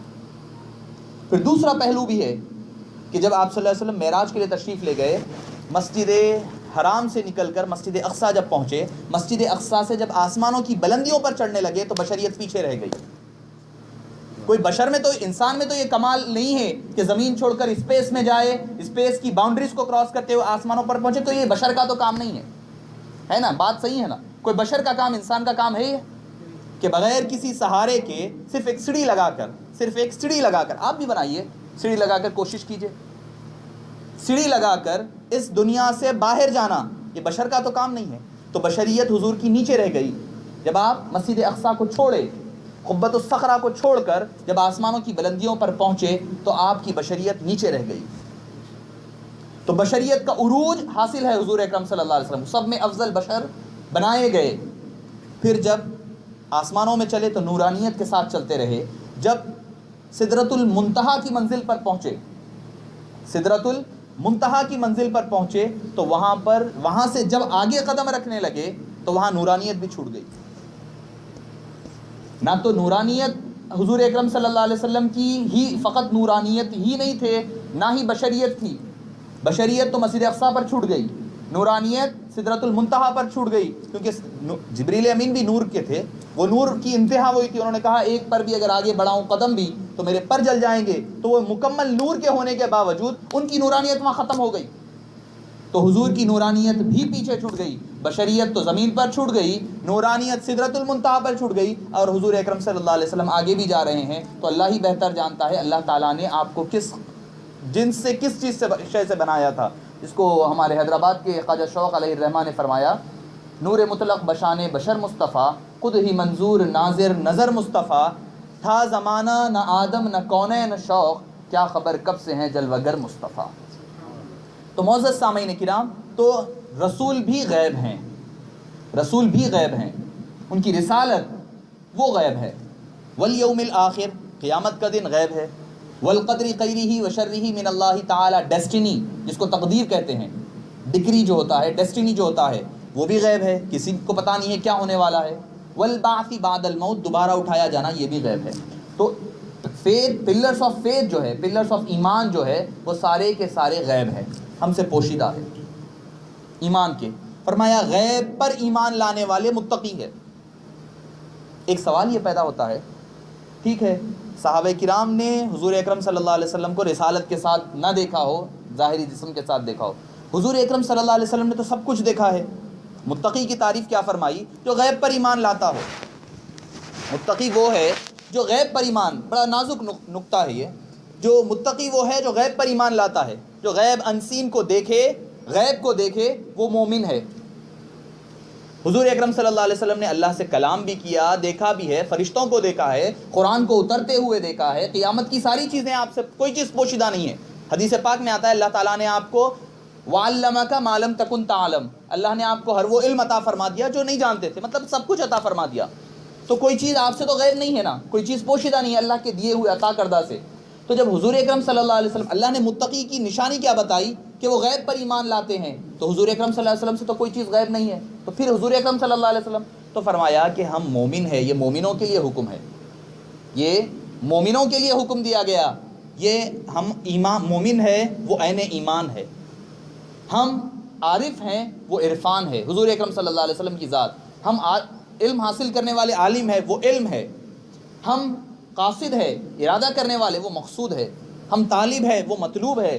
حضور اکرم صلی اللہ علیہ وسلم کے لیے حکم نہیں ہے یہ وہ تو سرچشمہ ہے، ذات عین ہے، وہ خود ذات ایمان ہے، ایمان کا مصدر ہے حضور اکرم صلی اللہ علیہ وسلم کی ذات۔ تو یہ ہمارے لیے حکم دیا گیا جو غیب پر ایمان رکھتے ہیں۔ پہلی چیز وَيُقِيمُونَ الصَّلَاةَ، اور نماز کو قائم کرتے ہیں۔ قائم کرنا مطلب اس کو اپنے وقت پر پڑھنا اور ظاہری اور باطنی اس کے لوازمات مکمل کرنے کا نام نماز کو قائم کرنا ہے۔ صلاۃ کے کئی معنی ہوتے ہیں، صلاۃ کے معنی رحمت کے ہوتے ہیں، برکت کے ہوتے ہیں، صلاۃ کے معنی خود درود کے بھی ہوتے ہیں۔ کئی مقامات پر کئی الفاظ میں یہ استعمال ہوا، ان اللہ و ملائکتہ یصلون، یہ لفظ وہی صلی یصلی ہے۔ اور پھر فرمایا ولا تجہر بصلاتک ولا تخافت بہا، قرآن کے پڑھنے کے بارے میں بھی اس کو ذکر کیا گیا ہے۔ تو نماز کو اس کے وقت پر قائم کرتے ہیں۔ نماز ہر انسان پر، عاقل، بالغ اور سمجھ بوجھ رکھنے والے آدمی پر فرض ہے، اس کے جسم پر۔ چونکہ بعض ایسے بھی فرقے پیدا ہو چکے ہیں جو لوگ یہ کہتے ہیں نہیں ہم دل کی نماز پڑھتے ہیں، دل کی نماز، یہ ہرگز اسلام میں یہ جائز نہیں ہے۔ اللہ تعالیٰ نے انبیاء کرام کو، جلیل القدر صحابہ کرام کو، ہر اس شخص کو اللہ تعالیٰ نے نماز فرض کیا ہے، ہر ایک پر۔ اور ایک طبقہ ہے وہ یہ کہتے ہیں نہیں اگر آپ کا دل خشوع اور خضوع نہیں آ رہا ہے تو نماز کا فائدہ کیا ہے؟ آپ کا دل جس کام میں نہ لگے پھر اس عبادت کا کام کیا ہے؟ تو جب دل آپ کا یکسوئی کے ساتھ عبادت میں لگے، جب اس میں مزہ آئے نماز میں، تب نماز پڑھا کریں۔ یہ دھوکہ ہے، یہ شیطان کا دھوکہ ہے۔ حضرت سیدنا غوث العظم رضی اللہ عنہ کے دربار میں عبادت میں آپ مشغول تھے کہ شیطان تخت پر بیٹھا ہوا آسمان سے اترا، تخت پر بیٹھا ہوا آسمان سے آیا، پانی اور آسمان کے درمیان اپنے تخت کو روک دیا درمیان میں، کہنے لگا کہ میں تمہارا خدا ہوں، میں اللہ ہوں، اور تمہاری عبادتوں سے، ذکر اور مراقبے سے، ریاضتوں سے، عبادتوں سے خوش ہو کر تمہاری نمازوں کو معاف فرما دیا۔ میں اللہ ہوں، میں خدا ہوں، تمہاری عبادتوں سے خوش ہو کر میں نے تمہاری نماز تم پر معاف کر دی، اب نماز پڑھنے کی ضرورت نہیں ہے۔ اگر معاف فرمانا آج کل ہماری طرح اگر کوئی جاہل آدمی ہوتا یا ہماری طرح کوئی ہوتے تو ارے بغلیں بجاتے ہوئے نکل جاتے، اب تو کام ختم ہو گیا بھائی، نمازیں معاف ہو گئی، 5 کی 5 نمازیں، اب کوئی ضرورت ہی نہیں ہے۔ اگر ہم میں کا کوئی ہوتا تو یہ بغلیں بجاتے ہوئے نکل جاتا، چلو بھائی چھٹی ہو گئی نماز سے ابھی تو۔ کچھ دیر سوچا آپ نے، پھر فرمایا کہ اے رجیم شیطان، تو مجھے بھٹکانے آیا ہے؟ سمجھ گئے کہ شیطان ہے، وہ اپنے اصلی شکل میں آپ کے سامنے ظاہر ہوا اور کہنے لگا کہ اے عبد القادر جیلانی رضی اللہ عنہ وارضاہ، تم کو تمہارے علم نے بچا لیا، تمہارے علم نے آج تم کو گمراہ ہونے سے بچا لیا۔ کہنے لگے کہ اے بدماش لعین، پہلے ایک پیترا پھینکا تھا، دوسرا پھینک رہا ہے، مجھے میرے علم نے نہیں، میرے رب کے فضل نے مجھے بچایا ہے، مجھے میرے علم میں نہیں، میرے رب کے فضل نے بچایا ہے۔ کہنے لگا ماتم کرتے ہوئے کہ یہ ایک جملہ جو میں نے بعد میں کہا کہ میں نے تم نے تمہارے علم سے بچ گئے، تمہیں تمہارے علم نے بچا لیا، میں نے 70,000 اپنے وقت کے قطب کو، ابدال کو صرف یہی ایک لفظ کہہ کر کے بھٹکا دیا کہ تم کو تمہارے علم نے بچا لیا۔ ان کا غرور کو، علم کا غرور اور گھمنڈ لا دیا، وہ اس میں بہہ گئے۔ تو پوچھا گیا آپ نے کیسے پہچانا کہ وہ شیطان ہے؟ تو فرمانے لگے کہ جب حضور اکرم صلی اللہ علیہ وسلم پر اللہ تعالیٰ نے 5 وقتہ نمازیں فرض کی ہیں، آپ 5 وقتہ تو 5 وقتہ، چھٹی نماز بھی آپ پر فرض تھی، وَمِنَ اللَّيْلِ فَتَهَجَّدْ بِهِ نَافِلَةً لَكَ، تہجد کی نماز ایک زائدہ تھی آپ کے اوپر، آپ کے لیے زائد بنائی گئی تھی۔ تو فرمایا جب نبی پر، کلمہ پڑھانے والے پر اللہ نے فرض نماز معاف نہیں کی تو کلمہ پڑھنے والے پر کیسے معاف ہوگی؟ تو یہ ایک شیطان کا دھوکہ ہوتا ہے۔ نماز میں دل نہیں لگ رہا ہے تب بھی پڑھیں، کوشش کریں اس سے وہ جو خیالات آ رہے ہیں اس کو دور کرنے کے لیے۔ اور ہماری نمازیں تو اللہ ماشاء اللہ، پتہ ہی ہے حضرت امام ابو حنیفہ علیہ الرحمہ کے پاس ایک شخص آیا اور کہنے لگا امام صاحب کوئی دعا وظیفہ بتائیے، مجھے میں کوئی ایک چیز کہیں رکھا بھول گیا ہوں، مل نہیں رہی ہے، کہیں پر ایک چیز میں نے رکھی ہے اور وہ ڈھونڈ رہا ہوں کئی دن سے مل نہیں رہی، کوئی ایک آدھ وظیفہ ہے تو بتائیے۔ امام اعظم ابو حنیفہ رضی اللہ عنہ نے فرمایا ایک کام کرو، وضو کر کے 2 رکعت نماز کے لیے ٹھہر جاؤ۔ تو اس نے کہا شاید امام صاحب مجھے نماز کے وقت، کہنے لگا اچھا نماز کے وقت کوئی وظیفہ ہے جو پڑھنا ہے، دعا وغیرہ کرنی ہے؟ میں نے کہا تم جاؤ نماز تو شروع کرو۔ اور وضو کیا، اللہ اکبر کہ نماز رکعت بانا ہی ہے، نفل نماز، اس کو یاد آ گیا وہ چیز میں نے کہاں رکھی ہے، نماز توڑ کر بھاگ کر آ گیا۔ امام صاحب وہ یاد آ گیا، بولے اے اللہ کے بندے ناشکرے، کم سے کم جو نماز شروع کیا تھا وہ تو مکمل کر لیتا۔ تو ہماری نمازیں تو یہ حال ہے، جو میں سر بسجدہ ہوا کبھی تو زمین سے آنے لگی صدا، تیرا دل تو ہے صنم آشنا، تجھے کیا ملے گا نماز میں۔ ہماری نمازیں تو یہ ہے، ہماری نمازیں تو یہ ہے کہ ہمیں کیا، تیرا دل تو ہے صنم آشنا، تجھے کیا ملے گا نماز میں۔ تو معزز سامعین کرام، نماز ہر مسلمان عاقل پر، بالغ پر فرض ہے۔ حضور اکرم صلی اللہ علیہ وسلم نے ماں باپ کے لیے فرمایا کہ جب وہ 7 سال کے ہو جائیں تو نماز کی تلقین کرو، جب 10 سال کے ہو جائیں نماز نہ پڑھنے پر ان کو سختی کیا کرو، مارو، پھر 12 سال کے ہو جائے تو ان کے پیچھے رہو، ان کا بستر الگ کرو اور ان کے لیے نماز کی پابندی کرو کے لیے حکم دو۔ نماز ہر مسلمان پر فرض ہے، کسی کو معافی نہیں ہے، کسی کو معافی نہیں ہے۔ نماز کا 5 وقتہ پڑھنا عورت آدمی ہر ایک کے لیے لازم ہے۔ اور دیکھیے پہلے ایمان کا ذکر اس لیے کیا کہ ایمان لازم ہے، ایمان پہلا مقدم ہے، ایمان اصل ہے، اس کے بعد اعمال کا درجہ ہوتا ہے۔ عقیدہ پہلے آئے پھر اعمال آئے تو اس کا وزن ہوتا ہے، ورنہ اعمال کا وزن نہیں ہوتا۔ جیسے فرمایا کہ حضور اکرم صلی اللہ علیہ وسلم کی شان میں کہ لا ترفعوا اصواتکم فوق صوت النبی، نبی کریم صلی اللہ علیہ وسلم کی آواز پر اپنی آواز بلند نہ کرو ورنہ ان تحبط اعمالکم، تمہارے اعمال حبط ہو جائیں گے، سارے کے سارے ختم کر دیے جائیں گے۔ تو ایمان میں اگر گڑبڑ ہو جائے تو اعمال سارے بیکار ہو جاتے ہیں، اگر اعمال میں گڑبڑ ہو جائے، عقیدہ رہے تو کچھ نجات کا ذریعہ ہے، کچھ نجات کا ذریعہ ہے، ایمان ہو سلامت تو اللہ کے ہاتھ میں ہے، اگر وہ معاف کر دے، جو کمی بیشی اعمال میں ہو تو وہ مکمل ہو سکتی ہے، اگر ایمان میں گڑبڑ ہو جائے تو عقیدہ اعمال آدمی کو بچا نہیں سکتے۔ ایمان پہلے ہے، پھر اس کے بعد عمل فرمایا۔ دوسرا حکم یقیمون الصلاۃ، کہ وہ نماز کو قائم کرتے ہیں، وَمِمَّا رَزَقْنَاهُمْ يُنْفِقُونَ، اور جو کچھ ہم نے ان کو دیا ہے اس میں سے خرچ کرتے ہیں۔ میں اب آیتوں کی لفظی معنوں کی طرف نہیں جا رہا ہوں کیونکہ اس میں کافی وقت جائے گا اور وہ علمی مسائل ہیں۔ وَمِمَّا رَزَقْنَاهُمْ، اللہ نے یہ نہیں فرمایا کہ جو کچھ ہم نے دیا ہے وہ خرچ کرو، نہیں، اللہ کا شکر دیکھیں آپ، جو کچھ ہم نے دیا ہے وہ خرچ کرو نہیں فرمایا، وَمِمَّا، اس میں کا کچھ جو ہم نے تم کو دیا ہے۔ پہلے اگر اللہ فرما دیتا کہ تم پورے کا پورا دے دو تو بھی دینا حکم تھا، دینا پڑتا تھا، مگر اللہ نے نہیں فرمایا کہ پورا پورا دو، نہیں، جو کچھ ہم نے دیا ہے وہ دیا ہوا ہمارا ہی ہے۔ تو مال و دولت ہمارا اپنا نہیں ہے، ہمارا اپنا نہیں ہے۔ جیسا پانی ایک جگہ پر اگر رک جائے تو سارا پانی ناپاک ہو جاتا ہے، بہتا ہوا پانی صاف رہتا ہے۔ جھاڑ لگائے، جھاڑوں کے کونے اگر آپ کٹ کریں گے تو خوبصورتی کے ساتھ آگے والی کاشت آگے ہوگی، چھوڑ دو گے تو پھر آئندہ کاشت میں صحیح نہیں ہوگی۔ تو جس طرح تم خرچ کرو گے اس طرح تمہارا مال بڑھے گا، کم نہیں ہوگا۔ اس کی بہترین مثال دیتا ہوں میں، 1 سال آپ زکوٰۃ دیں، 1 سال زکوٰۃ دیں، اگر آپ نے زکوٰۃ کی رقم 5,000 روپیہ دیا ہے ہندوستانی، 5,000 روپیہ دیا ہے، آئندہ سال آپ جب زکوٰۃ دیں گے وہ آپ میں 5,000 کی بجائے 6,000 یا 5,500 نہ ہوئی تو آپ مجھے بتا دینا۔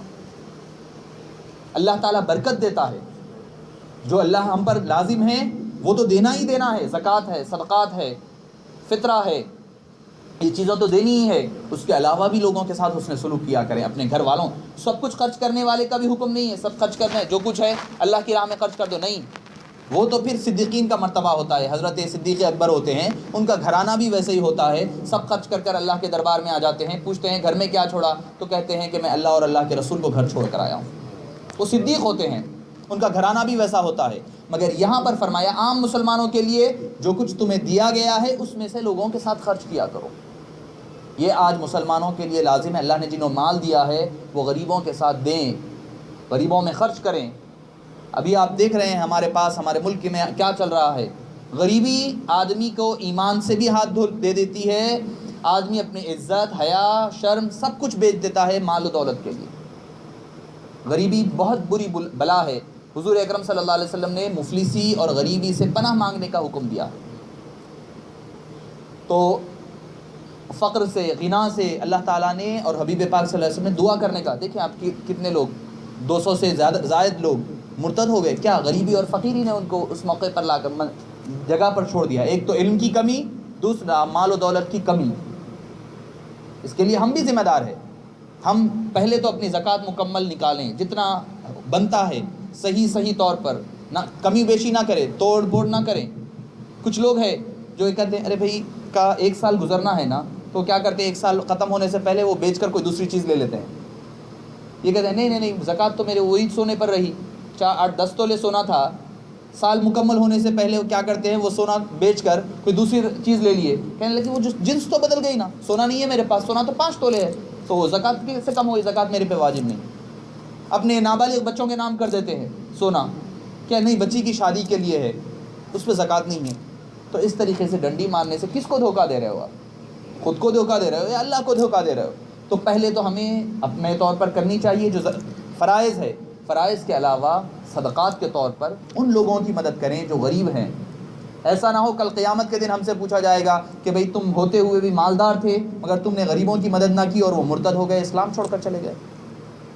ایک تو ان سے مال و دولت کے ذریعے ان کی مدد کریں، دوسری چیز ان کا علم کے ذریعے ان کو سکھایا جائے۔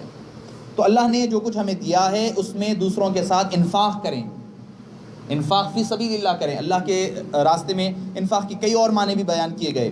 والذین یؤمنون بما انزل الیک، اور پھر اس کے بعد کنٹینیوشن میں متقین کی فہرست بتائی گئی، غیب پر ایمان لائے، نماز پڑھے، زکوٰۃ اللہ کی راہ میں خرچ کیے۔ یؤمنون بما انزل الیک، اے حبیب پاک آپ پر جو کچھ نازل کردہ ہے اس پر ایمان لاتے ہیں۔ صرف قرآن نہیں کہا یہاں پر، یہ نہیں کہا یؤمنون بالقرآن، نہیں قرآن پر ایمان لاتے، نہیں، یؤمنون بما انزل الیک، چاہے وہ وحی جلی ہو یا حدیث ہو یا القاء ہو یا کچھ ہو، اللہ تعالیٰ نے جو کچھ حبیب پاک کو ارشاد فرمایا ان ساری چیزوں پر وہ ایمان لاتے ہیں۔ وما انزل من قبلک، اور وہ بخیل نہیں ہے مسلمان، ایمان والے متقین بخیل نہیں ہیں۔ کس اعتبار سے؟ وما انزل من قبلک، وہ پہلے آپ سے آنے والی کتابوں پر بھی ایمان لاتے ہیں۔ یہی ایک چیز ہے جو مسلمانوں کو یہود اور نصارہ سے الگ کرتی ہیں۔ یہود کیا ہے؟ وہ حضرت موسیٰ علیہ السلام کی تورات اور حضرت عیسیٰ پر کے آنے سے پہلے تک جتنی کتابیں ہیں اس پر ایمان لاتے ہیں، ان کو یہود کہا جاتا ہے، یہود۔ اور نصارہ کرسچنز جو ہوتے ہیں جو پہلے کی کتابوں پر بھی ایمان لاتے ہیں اور حضرت عیسیٰ کی انجیل پر بھی ایمان لاتے ہیں، بائبل پر بھی۔ اور نصارہ بعد والی کتابوں پر ایمان نہیں لاتے، حضور اکرم صلی اللہ علیہ وسلم کی کتاب پر ایمان نہیں لاتے، قرآن کریم میں۔ یہود جو ہے انجیل پر ایمان اور قرآن پر ایمان نہیں لاتے، 2 چیزوں پر۔ اور نصارہ جو ہے قرآن کریم پر ایمان نہیں لاتے۔ یہ فرق ہے نصارہ اور یہود اور مسلمانوں میں۔ مگر مسلمان کیا ہے؟ وہ ساری کتابوں پر بھی ایمان لاتا ہے اور آج کی کتاب پر بھی ایمان لاتا ہے۔ ایمان لانا ہے، اور دوسری چیز ایمان لانا ہے، اس پہ عمل کرنا یا اس کا پڑھنا نہیں ہے۔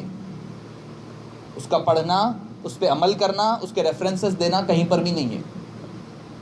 جس طرح آج تبلیغ کا ایک ذریعہ بنایا گیا ہے، آپ نہیں وہ فلاں ورسز میں، بائبل کی فلاں ورس میں ہے، نیو ٹیسٹیمنٹ میں، اولڈ ٹیسٹیمنٹ میں، جس طرح کہہ کر ریفرنسز دیے جاتے ہیں، اس کی ہمیں ضرورت ہی نہیں ہے۔ کیوں؟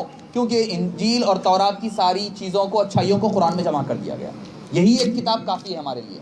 کیوں؟ اس کی ثبوت کیا ہے؟ ایک مرتبہ حضرت عمر فاروق، چونکہ وہ عیسائیوں کے پاس جایا کرتے تھے مدینہ منورہ میں، یہود کے پاس، تو انہوں نے ایک کتاب دی، تورات کی ایک نسخہ دیا تھا، جس کا عربی میں کچھ ترجمہ وغیرہ تھا اور نابرس میں تھا، تو حضرت عمر فاروق رضی اللہ عنہ حضور اکرم صلی اللہ علیہ وسلم کے سامنے پڑھ رہے تھے تورات. حضور اکرم صلی اللہ علیہ وسلم اور حضرت ابوبکر بھی تشریف فرما تھے.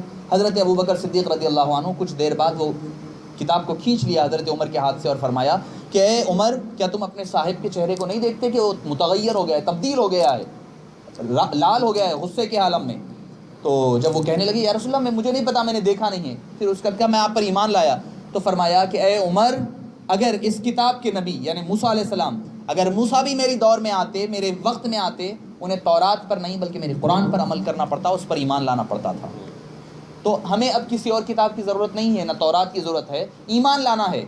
جتنی بھی کتابیں آئیں، ہمیں نہیں پتا کتنے کتابیں آئیں، جتنی آئی سب پر ہمارا ایمان.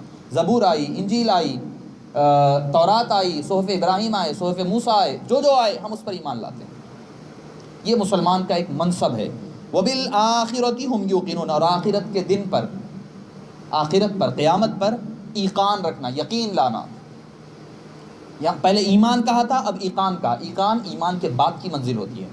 ایمان کے بعد کی منزل کا نام یقین ہوتا ہے. پھر یقین کی 3 درجے ہوتے ہیں. ایک ہوتا ہے علم الیقین، عین الیقین، حق الیقین. علم الیقین کیا ہے؟ جاننا کسی چیز کے ہونے کا، یہ علم الیقین ہے. ہاں علم ہے، اللہ ہے. علم الیقین، ہمارا جو ایمان ہے وہ علم الیقین کے درجے میں. عین الیقین، آنکھ سے دیکھنا، دیکھ کے یقین کرنا. اللہ تعالیٰ نے انبیاء کرام حضرت ابراہیم علیہ السلام کو عطا فرمایا. وَإِذْ قَالَ إِبْرَاهِيمُ رَبِّ أَرِنِي كَيْفَ تُحْيِي الْمَوْتَىٰ، فرمایا کہ میں دیکھنا چاہتا ہوں آپ مردوں کو کیسے زندہ فرماتے ہیں. اللہ نے پوچھا کیا تمہیں ایمان نہیں ہے؟ فرمایا ہے، دل کی تسلی کے لیے. اللہ نے پھر ان کے سامنے بتایا، وہ حضرت عزیر کے سامنے بتایا کس طرح اللہ تعالیٰ مردوں کو زندہ فرماتا ہے. عزیر علیہ السلام کہ وہ سفر فرما رہے تھے اور ان کے ساتھ اپنا ان کا جانور بھی تھا، گدھا تھا جس پر وہ سفر فرما رہے تھے. ایک مقام منزل پر رکے. 3 پارے میں اللہ تعالیٰ نے حضرت ابراہیم کے ذکر سے پہلے 249 آئے تھے سورہ بقرہ کی. تو آرام کرنے لگے، وہ سو گئے. سو کر جب اٹھے، کافی عرصہ سو گئے. اٹھنے کے بعد اللہ نے پوچھا کتنی دیر سوئے؟ کہنے لگے 1 دن یا اس کا ایک حصہ سویا. اللہ نے فرمایا نہیں. قال کم لبثت؟ قال لبثت یوما او بعض یوم، 1 دن یا 1 دن کا کچھ حصہ. قال بل لبثت 100 عام، 100 عام، 100 سال تک آپ سوتے رہے. تو پھر فرمایا فانظر الی حمارک، اپنے گدھے کی طرف دیکھیے، جانور کی طرف دیکھیے اور کھانے کی طرف دیکھیے.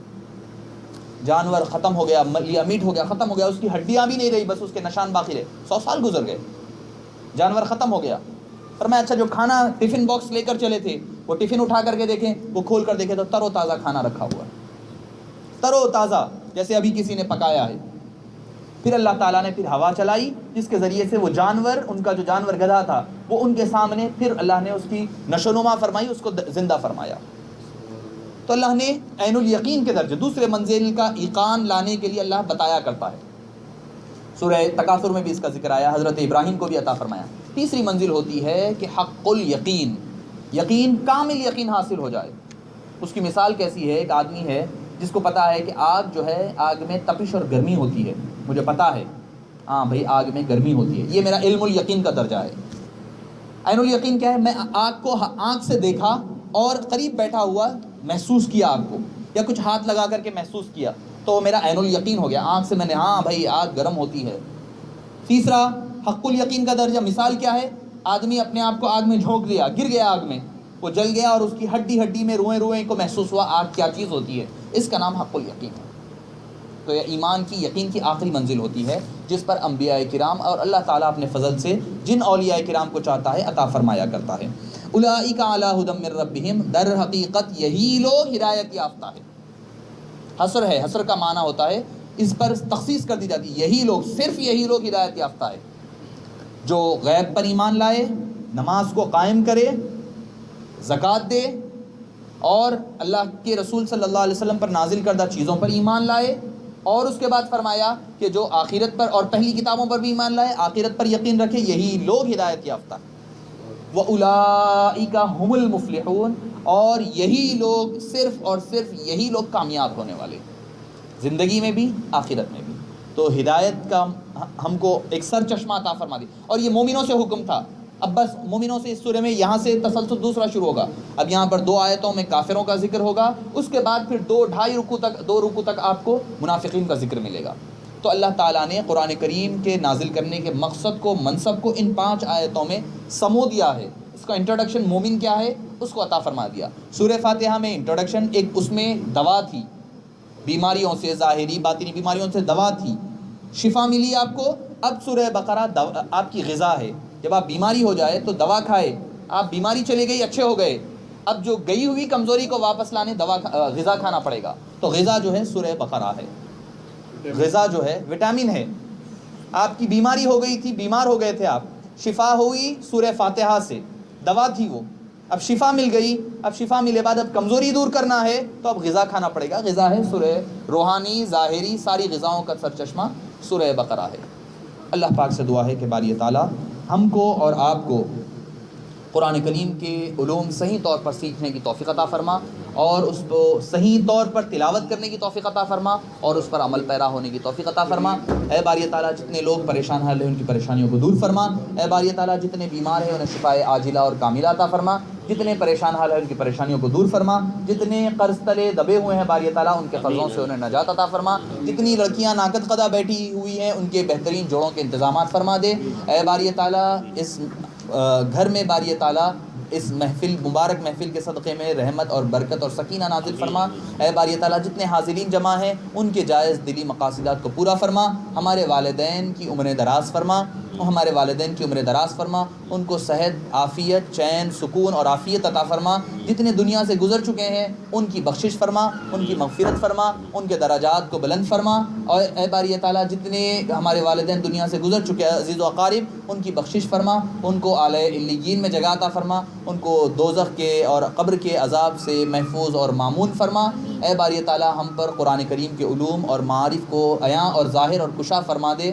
اے باری تعالیٰ اس پر عمل پیرا ہونے کی توفیق عطا فرما. عالم اسلام کے مسلمانوں پر رحم فرما, ان پر کرم فرما. اے باری تعالیٰ عالم اسلام میں مسلمان جہاں جہاں پریشان حال ہیں ان کی پریشانیوں کو دور فرما, اسلام کا بول بالا فرما, اور حبیب پاک صلی اللہ علیہ وسلم کے اسوہ مبارکہ پر عمل پیرا ہونے کی توفیق عطا فرما. وصلی اللہ تعالی وسلم علی خیر خلقہ و نور عرشہ سیدنا محمد و آلہ و اصحابہ اجمعین والحمد للہ.